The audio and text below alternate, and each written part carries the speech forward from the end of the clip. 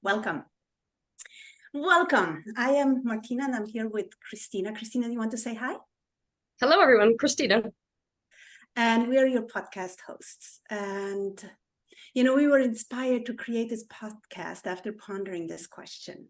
What would the world look like where we can be inspired by every person? Our immediate way is to either compare or to judge. And when we do that, there's always somebody losing. Right. So depending on my point of view, I can either feel very, very small, or I become all arrogant and dismissive. I'm actually great at that. So those are our only two options from that perspective. So here's our thought. Someone's everyday normal is someone else's extraordinary. Judgment comes from first impressions. And we invite you, the listener, to go beyond first impressions and see the magic everywhere. There's inspiration at every corner, in everyone, if you're willing to look. So that is our context. And today we're here with Danielle, and we are so excited to have her here. And I'm just going to let Danielle introduce herself. Gosh, I'm excited, and I love Christina's shimmy. I even got a shimmy. I got the worst. I got a shimmy, and I was like, "Oh my god!" Too. My name is Danielle Artigo, and I am a healer. I'm a teacher. I'm an angelic medium. I do a lot of different things. I have a crystal shop, and I just love, just listening to your intro into what you guys are doing and what the whole point of this podcast is so beautiful, because it's right. I'm sitting there going, yes, that is so right. We do that. We judge people. We don't mean to, but I think it's this whole feeling of we always feel like we're in competition. There's always somebody else already doing the thing or doing the thing better, or why am I, it's a way that we sort of punish ourselves for not being further along, because that's really what it is, right? Everybody's a mirror. But I just love this whole concept. So thank you so much for having me, you guys. I appreciate it. So happy you came to play with us today. It's fun. It's fun. Yeah. Fun. So tell us a little bit more about you. So I know, you're out of Atlanta. Yeah. Yes. What so else? At the moment, I live, and I say that because I feel like we do this thing where we move every couple of years, not intentionally, but it seems like we move somewhere and then I go, I'm feeling the urge to, it's like before we even get settled, I'm already going, okay, like at the moment, I want to be right back by the water. But right now we're 30 minutes north of Atlanta. It's beautiful. I'm looking outside right now and I just see trees, and it's absolutely gorgeous. It's very, very healing. Just nature, it's just nature. It's beautiful. So yes, I have a practice, and what I do is I see customers and clients, and they come to me to facilitate healing, but I specifically work within the system of angelic reiki, which is different than usui reiki, which I also was trained in, but I love angelic reiki. I teach it. I teach, it's funny when people come to me for healings. Generally, I know they are either a healer themselves, or they are they have those abilities, right? So it's like when they come, or they're a teacher. So really, I teach other teachers. That's a big thing that I do. And I have people that come that are other healers needing healing, or they don't know yet. And so they get a reading and I go, you're a healer, right? And then it's that whole, that's all it takes is for someone to tell you that. And it sort of flips everything topsy-turvy, right? In your mind, because it just, so many of us, and I would love to know if this is if either of you have felt this way, because you guys are both healers as well. When somebody points it out, even if you've known it somewhere in the back of your mind your entire life, when somebody really points it out, you can't ignore it anymore. And I feel like so many of us are trying to live in the world, and we kind of push that off, right? And we try to live adjacent to our path instead of on our path. But it's just so funny, because I've learned over the last several years that when people come to me, they're either someone who needs to be teaching this stuff, or they're a healer, and maybe they don't know it yet. So it's always very interesting. So yes, to circle back, I teach other teachers. I teach healing modalities. I'm a channel, but as a lot of you guys already know, but I don't do so much, oh, your deceased loved one is popping in, although that does happen on occasion. I say, hey, let's do messages from the Divine Mother today. And so I will specifically sort of dial into that channel, and I work with the Ascended Masters. I work with angels. That's my sweet spot. That's the area that I enjoy the most. So I like to do readings from their perspective, which I really, really love. So yeah, I do that, and I sell crystals. I just love crystals. So for me, and I love giving them. It's like crystals are my love language too. So it's just, they bring me so much joy, and I love sharing that. So that's something I do as well. That's beautiful. And you're a California girl originally, and you are married. You have three children, right? You have I do. I have 2 boys and I have a girl. She's a spicy little thing. I'm sure. I know. Just like you. More so, man. Yeah. Luckily for her, she doesn't have that thing that I certainly grew up with, which is the disease to please. She could care less. Like she's going to say what's on her mind. And, there's the part of you that goes, can't you just keep that opinion to yourself while we're in public? Or can't, right? But then there's the other part of me that goes, you know what? Good for you. Because I'm turning 42 tomorrow, and I still oftentimes am fighting that disease to please. So good for this generation, right? Good for them. Yeah. It's beautiful. It's really, really, really powerful. I watch it in my daughters too. And it's mind-boggling and exciting.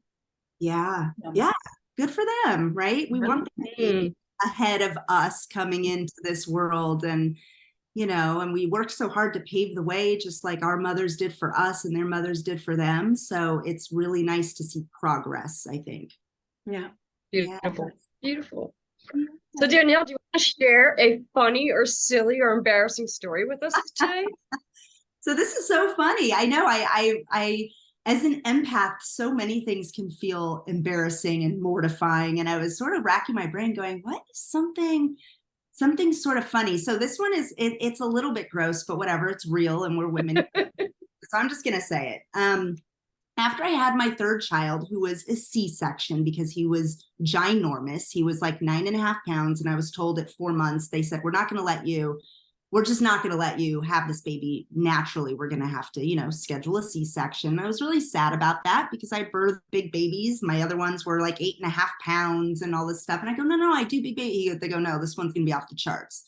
So I said, okay. So I said, okay, great. So I go in and I get my C-section. The doctor literally comes up to me and says, by the way, I had to just reattach your abs because they were obliterated. Like they were completely destroyed. So I'm laying there cut open. They're sewing me up, and she's like coming over with this aside. And I'm going, is this really, like, seriously? This is really happening. So this isn't even the whole story. This is a little backstory.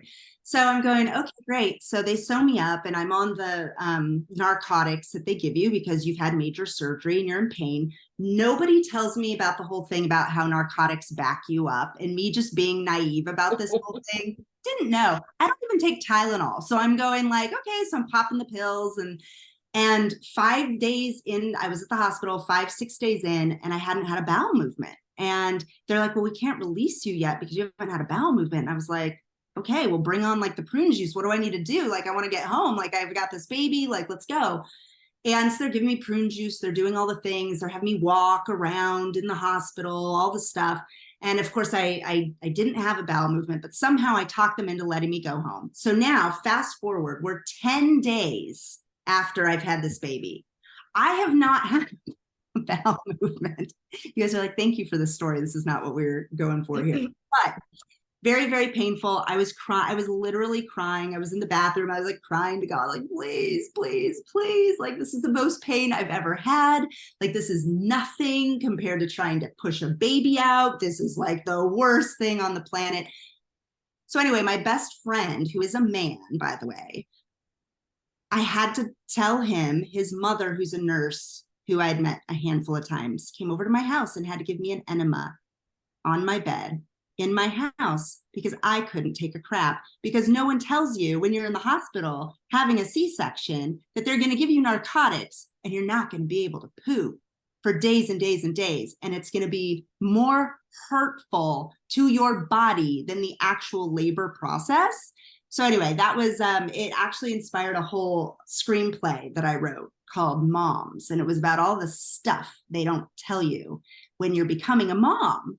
Like, they don't tell you these things. But anyway, it was very embarrassing. And now I always go, anytime I talk to this male friend of mine, I have to be like, yep, your mom gave me an enema. Like, that's fantastic. Like, never going to forget that one. So it's just a fun little story. Anyway, so now you know something really, really personal about me. Very good. And now we learned a lot, right? Learned a lot. Message is like, don't take the narcotics and be aware so you can beforehand. They don't tell you Start your prune juice early. Start your prune juice like 3 days before you even go into the hospital, right? So, good Lord. Yeah. So that was a fun one. Embarrassing. Yeah. So could you answer this question for me, or this sentence for me? If you really knew me, you would know. Oh, Well, if you really knew me, you would know that I love making connection with spirit, especially Mother Mary, Mary Magdalene, Master Jesus. Like, it is my sweet spot. And the reason I say if you really knew me is because even though I'm doing this as a career, you would be amazed at how much of my family does not know what I do. How many people who've known me in the past do not know what I do. I don't shout it from the rooftops. Everything is word of mouth. So every client I have has been word of mouth, or someone who's met me and they just don't know why they're drawn to a conversation or something, or lots of experiences where I'm going, I wonder why I'm having this conversation with this person. They'll say something and it'll be like, blah, blah, blah, Mother Mary, blah, blah, blah, angels. And I go, oh, that's why, right? But you would be amazed at just how many family members really have no idea what I do, right? And part of that is me not being loud about it, but also part of it is them not really asking. It's kind of like, okay, you're doing your thing. Okay, whatever, like whatever that is, right? Not fully wanting to know, because there's a lot of misconceptions about this type of work, right? So yeah, but that I would say that's my biggest non-secret, but yet a secret from so many people. And those who know me the most know that that's me, that's what I do. That's my sweet spot. That's what I love. Yeah. Really beautiful. I am mute. Sorry, I'm talking. So what I find beautiful about that, or interesting about that, is that whole conversation around family, right? How those are the people that, in a way, we hold back the most. Yeah. Right. Yeah. I don't know how else to say it. We hold back the most, right? Yeah, I would say there's the, look, like I said, I'm turning 42 tomorrow. And so for me, I had decades of doing other jobs, right? Having other labels. So people know you as, oh, you were an agent, or, oh, you were a producer, or, oh, you taught at a college, but you taught storytelling and this type of thing. So these are all these labels, as we know. These are these labels that we put on these different clothing items that we wear. And so we have a choice when we step into something new. Are we going to be loud about, nope, I took off that hat, now I'm wearing this hat, or I took off, now here I am nice and naked for you, right? Nice and naked. I took off all those layers. Or are we kind of okay with people just sort of having in their mind how they still envision you, right? Like, so it's interesting. And I think there's responsibility, especially when we're talking about family, from both parties. It's like to be open and honest and show up with who you are. But on the other hand, it's like, are you inviting me to tell you who I am? are you open to knowing that I'm not necessarily that person that was wearing that coat and that hat and those sunglasses, right? So I think it's really, really interesting. And I think part of it is fear of stepping completely 100% into something new, right? Because there's all these ego deaths that have to happen along the way. It's fear of how you're going to be perceived. And of course, I think one of our biggest fears probably is how we're perceived by our family, the ones that are supposed to keep us safe and protected and support us no matter what, right? Although I think a lot of us know that's not always the case, you know? So it's an interesting story. I mean, we could really dive deep into that one, but yeah, it's we could go for hours on that one, but it's really interesting. And then there's something too, though, about when something's in bloom, wanting to protect it and keep it sacred and safe. So there's that part of it too, right? Where it's like, okay, well, this is mine and I want to protect it and I don't want anyone to poo-poo all over that. So I'm going to be mother bear over it right now, right? Mm-hmm. Yeah. Yeah. So it's an interesting, it's just an interesting way, the way it all rolls out. But in the bigger conversation, just being, we aren't our labels and we're all changing and growing. So it's about, I think, just holding space for people. I mean, like you guys have this beautiful, again, just going back to the whole point about somebody's ordinary is somebody else's extraordinary and not being in competition and not being in judgment. But it's like, can we just hold space? And let whatever this person's going to be, let them be what they're going to be, or whatever this creation is going to be, let it be what it's going to be. And how can we hold space without the judgment and without the competition? Oh my gosh, without the competition, right? Yeah. Yeah, I love that. So cool. Really cool. Yeah. So what would you say your superpower is? Oh goodness, Christina, my superpower. Okay. So being an empath, it is my greatest pain in my butt. Okay. But it's also the flip side of the coin is I would say it's my greatest superpower. So it's that whole, once you're able to come to terms with it, right? Because being an empath comes with anxiety, comes with confusion. It comes with, really anxiety is the biggest word, because so much of it is, what am I holding that's mine and what am I feeling that's not mine and somebody else's. So you have this constant heightened, your immune system is always amped up. It's really hard to calm everything down, which makes life hard. It makes sleeping hard. It makes getting through a day without feeling like you're on high alert hard. But by the same token, I think looking back, I go, gosh, my whole life, I remember giving advice to adults when I was like 12 and 13 and 14 and lending an ear to adults who were having issues and having problems and not realizing it, obviously, until I was like in my 30s going, geez, it's because I was able to feel what the other person was feeling, be in their shoes, hold compassion, but also receive intuitive messages. It's like, what would I know as a 12 or 13-year-old who's experienced so little of life, at least in this lifetime, right? But being able to pull on wisdom or hear and just let things come in that I could filter through and receive, give people. Like, so I would say that's my greatest superpower, in the sense that that's exactly what I do right now on a daily basis, right? When a client comes, I'm not the one healing. I'm a conduit for the healing. I'm not the one giving wisdom. I'm the conduit for the wisdom coming in.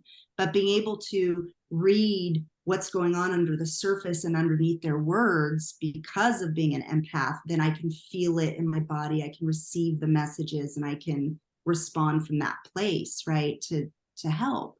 So I would say it's my greatest superpower, even though I still struggle with, I only slept 5 hours because for some reason in the middle of the night, I woke up with high anxiety, right? What didn't I release before I went to bed? What did I do? Oh, did I forget to release after I worked with those 3 clients today, right? Did I not ask my team to give me healing after I was facilitating healing for others? What's still in my space? So it makes you become very, very aware and in the present moment. And when I'm not in the present moment and when I'm not grounded, I suffer later. And it's because of all of that. You guys are empaths as well. So I know I'm speaking to the choir here. Yeah. Mm-hmm. Mm-hmm. So what made you who you are today? Like, so, you know, it could be what took most courage, or what was your biggest lesson, or when did you stand up for something that mattered? Because all of that made you who you are today. So just pick one or pick all. See, it's constantly evolving. So it's following the breadcrumbs, right? So like, for example, I remember when I met my husband 13 years ago. I was 27, I think, 27 or 28. I met him and we had a date. And I remember he goes, I was an agent at the time. I was booking actors and models on print jobs and commercials and things like that. So I was an agent and I had about a few 250 clients or so. And I was in my mid 20s, you know, I was a single mom at the time. So I had a little boy and I was a single mom. And I remember him saying, he's like, do you like being an agent? And I go, it's fine. Like, it's fine. It's where I'm at right now. It's not that I don't like it, but I remember saying to him, and I don't even remember where this came out of. I go, but my dream is to have a healing center. I want to have a wellness center. And he's going, oh, and in my mind, as it was coming out of my mouth, I was like, that's interesting. Right. So I always knew that that chapter was something that was passing through. And it's a whole other story. Then actually the next day after that date, I got laid off. So that's a whole other like thing. But I had been saying like, no, I'm just passing through. This isn't even what I want to be doing. I sort of fell into it and then I kind of moved up the ranks a little bit. And, you know, I was a single mom, so I was holding on to stability, right? So I would say it's following the breadcrumbs because again, going into, you know, the next day, I was laid off and I was going, I think the severance was only like a 2-week severance package. I mean, it was like, there's nothing. Yeah, you're going, oh my God. So I remember thinking, you go into panic mode, of course, right? Because that root chakra is going, oh, I'm not stable. Where's my, you know, where's food going to come from? This kind of thing. So you kind of go into panic mode. I was offered within 24 hours, a competitor, another agency offered me a job right away. And I remember having the sense, my team said, it's a test, because do you want more of the same or do you want something different? Now, I had been saying for 2 years to people in my inner circle, no, I'm trying to build a company so I can get out of this job. I had been saying it. So the lesson learned was, if you don't take action when you know what you need to do, but you're too scared to do it, the universe is going to push you out of the tree and you're going to have to build those wings as you're falling and flailing and, you know, plummeting to your death, right? So you've got to build wings. So I guess there are times in my life where I very much knew I was being guided to do something different, but out of fear, I didn't make the choices myself. So I had to learn lessons the hard way. But by the same token, thank God, I'm usually wise enough to go, I see. And that really hurt my ego. So I don't appreciate that you did that to me. But I also understand to not take the bait to roll back into the same thing, because that's not what I want. And I have to learn faith, right? Having faith in myself, most of all, that I'm going to be guided in the right direction. I'm going to be wise enough to take that next step. But they give you breadcrumbs, as we know. It's like they give you a breadcrumb one little breadcrumb at a time, and you're going, can you please just give me the whole damn cookie? Like, I just want the whole cookie.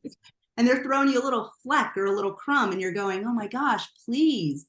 But again, it all comes down to trust. So I would say, you know, in that sense, there was courage in the sense that I didn't fall back. I didn't allow myself out of fear to fall back into the same trap. And, you know, it's always interesting is the universe has your back, in the sense that I told you, I met my husband. We went on our first date the night before this happened. It was like they gave me a safety net in the sense of, you're going to be loved. I mean, things moved a little slow at first, but within the year we were married. We had our first baby together. We, you know, obviously we were living together. I mean, everything changed so rapidly, but it was like they gave me that little nugget before this big, huge sort of catastrophe, it felt like, in the moment happened, right? The next day. But I was okay. And I recognized, oh my God, the universe gave me this gift. And, you know, so that's just the first thing that pops into my head when you guys ask that question. So like moments of being courageous, stepping away from the film industry and the, again, the clothes that I was holding for so long. Look, I was channeling since I was 24, 25 years old and working with spiritualists, and I was very much in the closet. I really believe my ego tricked me into believing channeling for me. It's just for me. It's just, I'm developing this for me, for my own connection, just for me.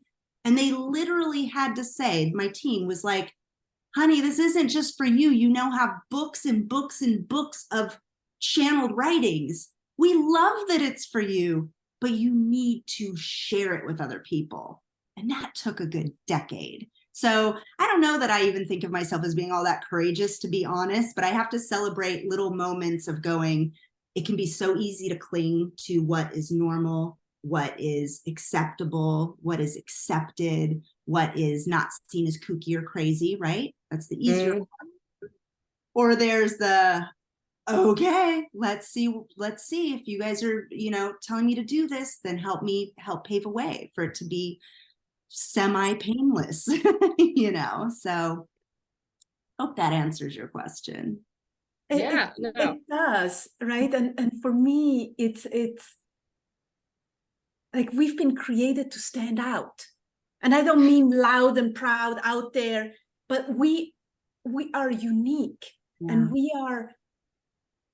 it's our job to stand out. And all we want is just hide, right?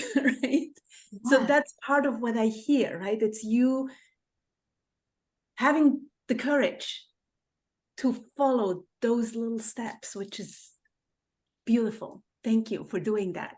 Thank you for stepping fully into who you are. It's so exciting. I feel like it's still always unfolding, but yeah, what you just said, we're meant to stand out. We are so unique and so beautiful, and the world needs exactly what Christina has and what Martina has and what Danielle has and Susie and Paul and Jack and all of us, right? But it's this conditioning, like you said, like you guys said. And if we're not shining and showing ourselves off, how will they find us? Right. How do we get to serve if we don't put ourselves out there, right? And being of service is what gives us our joy in life, right? What makes us all, gives back to us all. So why wouldn't we want to tell everyone that's what we're doing? And who cares if some people think we're wacky? Like, we are wacky, and that's A-okay. Like, whatever. Yeah. Some people won't get us and what we do, but there's gonna be so many more that do. And then get themselves out of meeting us. And so I am okay with the ones who think I'm crazy. My family thought I was crazy for years until my sister got breast cancer, and then they're like, we need your help. So, yeah. So some people, they may be quiet in the background watching you, but I think eventually they get it. They get it. And even if they're not asking for your help, they're still getting it from you, just being around you. Yeah, I think you're right. I think it's when people are watching, and we all have our inner GPS, we know if something feels, even if we don't understand something, we all get the ping or the spirit chills, where like this, there's a resonance here or not. And if there's not, that is so fine. That is so okay. But also back to your guys' point too, which is, but that doesn't mean we need to judge or make somebody feel lesser than because it doesn't ping with me, right? It's kind of like we're all healers, and I'm sure the majority of your listeners are healers. And so you go, it's all in different ways. It's like what you guys both do is so different than what I do, and so important. I need what you have, and you guys might find times when you need what I have, and so on and so forth. And the same message coming out of my mouth is going to sound different coming out of Christina's mouth as it is coming out of Martina's mouth. So it's funny. And I know I've said this so many times. In fact, I was with you guys at your lovely retreat a few weeks ago, and Martina had said something to me, and I go, I've heard this message 5 times, but the way she said it, and it was like a sentence, and I went, ding, and it landed in a different way. And that's the reason why, back to your point, Christina, we have a duty. it's like, we don't need to be liked by everybody. We don't need everyone to resonate with us, but we do need to be loud about our piece of it so that the people who need our brand of crazy, if you will, or our Yep. gift, if you will, can see the beacon and go, okay, that's my person, right? So you're right. It's like we have a responsibility. And I think that's the key when you go, how can I be the most of service? Guess what? I'm not that much of service when I'm sitting in this room by myself, getting downloads that I'm putting in my notebook. And I'm going, wow, that was so amazing. And I learned something. Thank you. And then I shut up my notebook and put, until tomorrow or the next day. That's not helping you guys. It's not helping anybody else, right? So it is this whole thing. It seems so obvious, but it took me a while. That's one of those, like, it took me a while where I went, oh yeah, you're right. Guess that's not really helping anybody, is it? Well, So it depends, right? Sometimes our self-care and just making sure we're taking care of ourselves is our way of giving back to, right? Like when we're charged and ready to, then we can take care of more people. So that's important too. But not hiding, not, okay, but not hiding it, not being afraid to go, because here's the thing. We're either all in with who we are and who we're becoming and how our lives are unfolding, or we're stopping something. So if I'm living one foot in this world, but then, like I said, I'm in this meditation space and I'm doing my thing for me, it's like, yeah, there's a little bit of the self-care part of it. But if we're talking a decade of doing that and I'm not sharing any of the wisdom, or I'm not saying, oh my gosh, let me teach you how to do this because it's going to change your life, then that's what's the way that they're telling me? It's like you're two different people, as opposed to embodying some of the duality within yourself and embracing all of the facets, right? It's like, I'm only going to show you this facet because it's prettier, but this side of my diamond has an inclusion in it. It's not perfect, so I'm not going to show you this part of it, right? As opposed, and then that messes with our own psyche and our own self-worth, I think. And well, it has us judging those different parts of ourselves, right? When ultimately, like, this is what makes me perfect, is all of me. All of it. Yeah. All of it. Yeah. Absolutely. Yeah. Yeah. Yeah. Mm-mm-mm. Mm-mm-mm. So we were kind of talking about that duality of self-care. And so what fills you up in life, Danielle? Well, a lot of things. Obviously, the number one is I just absolutely love channeling and making connection, and honestly, like the love that comes through and the guidance that comes through always just brings me to tears. So that's number one.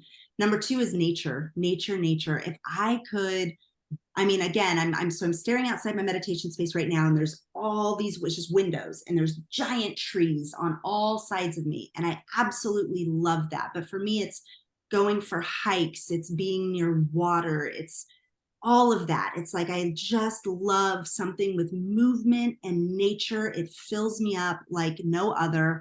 It also fills me up more quickly than anything else.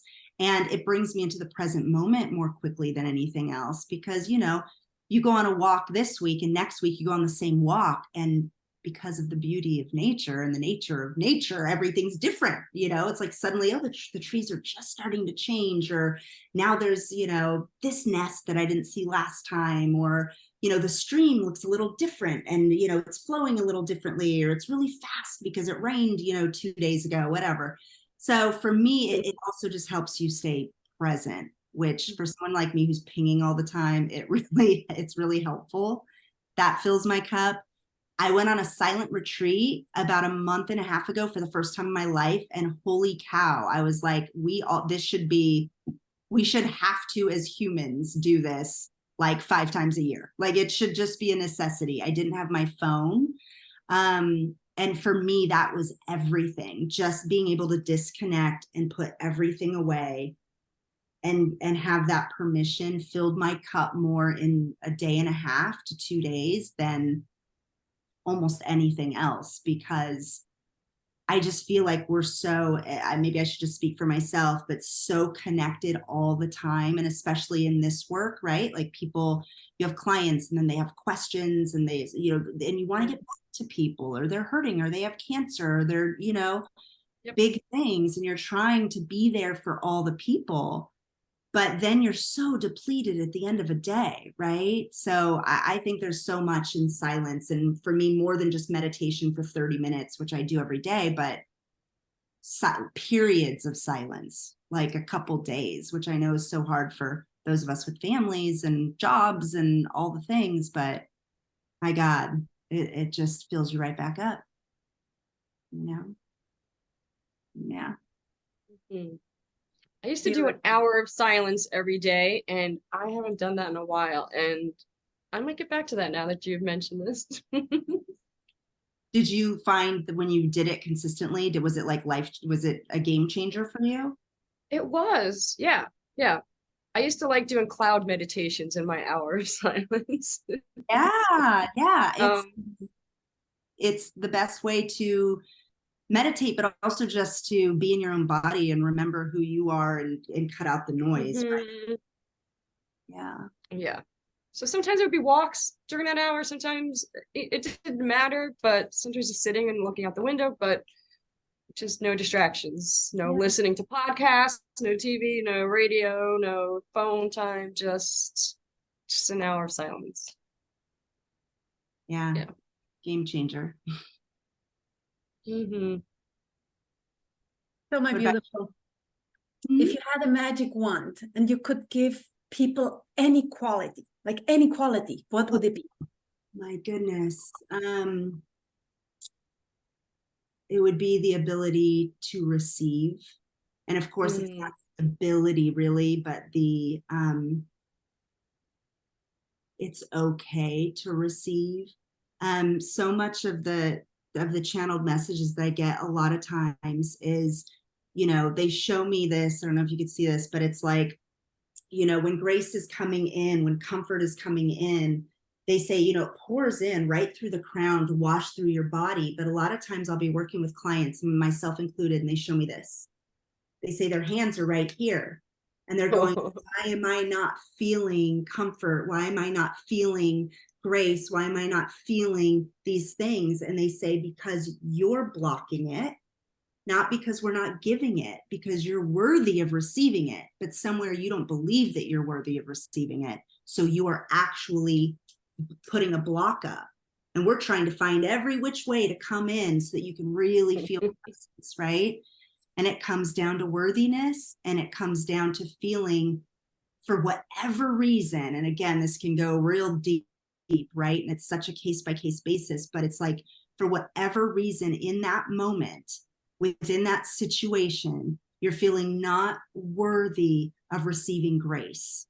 And you can say grace from God or a higher power, or you could say even grace that we give ourselves. So really what it boils down to is, I wish everyone, myself included, could remember at all times that we are fully, fully worthy of receiving grace and mercy. And that's grace and mercy that we give ourselves first and foremost, but receiving it from the divine when we can't muster it up for ourselves, right?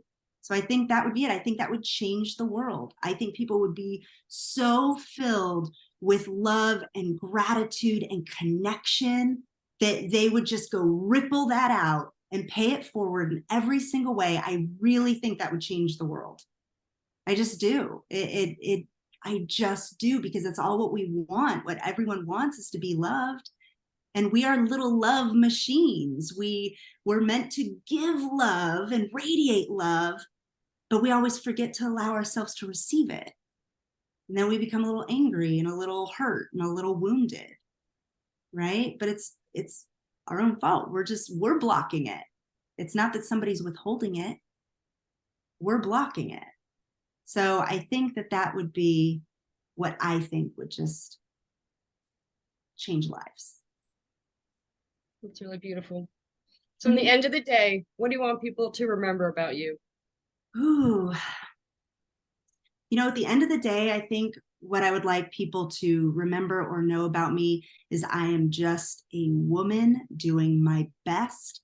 I have kids and a family and careers and aspirations and goals, just like everybody else. And what I would say is every day it is a opportunity. The way I approach it is, I get stuck a lot. I do. I get stuck all the time. And I go, God, I'm talking to, Mother Mary. How could I be stuck? Like, what is happening right now? And I do it all the time. And I go and I get stuck. But the thing is that I just have to remember is, and what I would love other people to remember too, or consider or being open to considering is we are so all connected and we are so connected to the divine and we have support all around us, even when we can't see it with our physical eyes. But it's like, if we can open our spiritual senses, our spiritual eyes, our spiritual ears, we will always hear, know, feel, and see how loved we are. And I think that that's what will get us through anything and everything. So, I guess when they leave, what do I want them to know specifically about me? Just that I'm here to help you do that if you feel called and if that's what you need. That I'll help you do that. We'll do it together. Let's do it together, Yeah. I'm inspired. I am so inspired. I'm so glad. Yeah. So Danielle, you have a business, right? I do. Do you want to tell us about it, or do you have an offer? What do you want to say? Yeah, thank you. I do. So it's Soul Care by Danielle, which is just DanielleArtigo.com. And what you'll see when you go to the website is you'll get to read a little bit about me. I have a grounding course that is going to be 7 modules long, which is an online thing, which is going to be released at the end of the week, which is fun. I've got some yummy fun things coming up. So I teach angelic reiki workshops, level 1, 2, but also level 3, 4. I do personalized readings. Again, I like to connect with the ascended masters, and that there's a healing attached to that as well. So there's angelic reiki attached with the reading. So I do those all the time. That's up there on the site. And some people come all the time, and some people come because they just need a burst or a cleansing, or they're feeling stuck. And a lot of times a session will keep people going for several months, which is really nice. I have a few online courses that I'm super excited about. One is on the Ascended Masters that starts in October, and we work with Saint Germain, love, and the Violet Flame. We work with Archangel Metatron, who I love. All of these, by the way, I'm going to be like, I love. Jesus, Mary Magdalene, Mother Mary. So they channel messages through me that are for the collective. So I share the message that they're giving to the collective. I give you backstory on them. And then also we have a beautiful guided meditation experience where you can meet them yourselves and ask questions and start to cultivate that relationship. Because my big thing is, I don't want people to come to me necessarily to have that connection. I want to teach people how to have that connection themselves, right? I want to empower people. I don't want anyone to become, oh, I got to see Danielle. Nope, that's not it. And then similarly, I have one that is going to start, I want to say it's in November. And that one is all Mary Magdalene, because when I was channeling her with the Ascended Masters course, she said this one topic needs to be its own thing. Everyone thinks they need to heal the divine feminine. She goes, no, they need to heal the divine masculine. They need to reclaim the divine feminine. Let's go through how to do that. So that's what that one's for.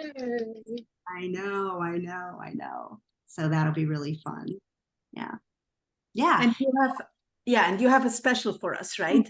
I have a special. Thank you. I was just remembering that. I've never done this before, but for your podcast listeners, I want to do 15% off any of the 90-minute reading/healings. So it would be 15% off, and the code that you would put in is extraordinary 15. So for your listeners, and that'll be good for the next year. So I'm going to go ahead and hope to see some of you. And I also do a free discovery call. So if you're kind of like, oh, something feels interesting about this, but I don't know, I've never done anything like this, hop on with me for 15 minutes. It's free, and ask questions and see if we, vibe. So that's what it's all about, right? There's somebody for everybody. So if it's not me, it's somebody else, and I can point you in the right direction. Thank you. It's beautiful. Yeah. Guys, thank you for having me on. Your energy, both of you, is so amazing. You guys are doing such wonderful things. I'm inspired by your podcast and by what you're doing. So I absolutely love it. And I'm really grateful to have been able to come play with you guys for a while. Well, thank you so much for joining us. We thoroughly enjoy spending time with you, Danielle. And I tell you, my morning is filled up just by spending time with you too. So thank you again, and thank you for your generous offer to our listeners. So thank you all for being here and listening. If you loved this, please leave a review or share with your friends. Please always remember that you are extraordinary. You rock. And until next time, have a wonderful day. Bye.